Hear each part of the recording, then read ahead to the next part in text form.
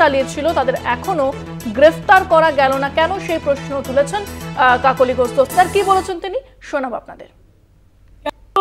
দুঃখজনক ঘটনা আমরা দেখেছি, যখন সাধারণ নাগরিকের উপরে, পর্যটকদের উপরে সন্ত্রাসবাদীরা হামলা চালিয়ে তাদেরকে হত্যা করেছিলেন পেহেলগাঁওয়ে।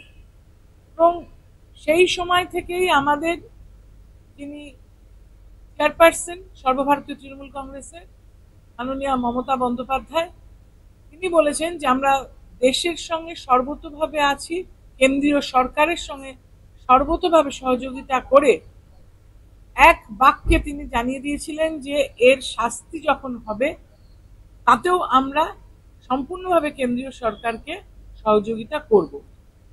As you know, the parliament is the democratic cornerstone. তিনি যেটা বললেন মাননীয় মুখ্যমন্ত্রী মমতা বন্দ্যোপাধ্যায়, সেটা এবারে আমরা দাবি করছি যে সেই সংসদ ভবনে আলোচিত হওয়া উচিত।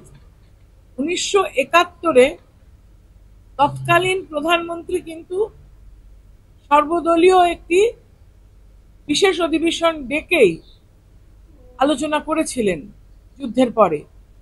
আবার 2001-এ সংসদে হামলার পরেও কিন্তু তৎকালীন প্রধানমন্ত্রী অটল বিহারী বাজপেয়ীজিও এইভাবেই বিশেষ অধিবেশন ডেকে সেখানে আলোচনা করেছিলেন ভয়ঙ্কর এই আক্রমণের বিরুদ্ধে সকলের মতামত নিতে।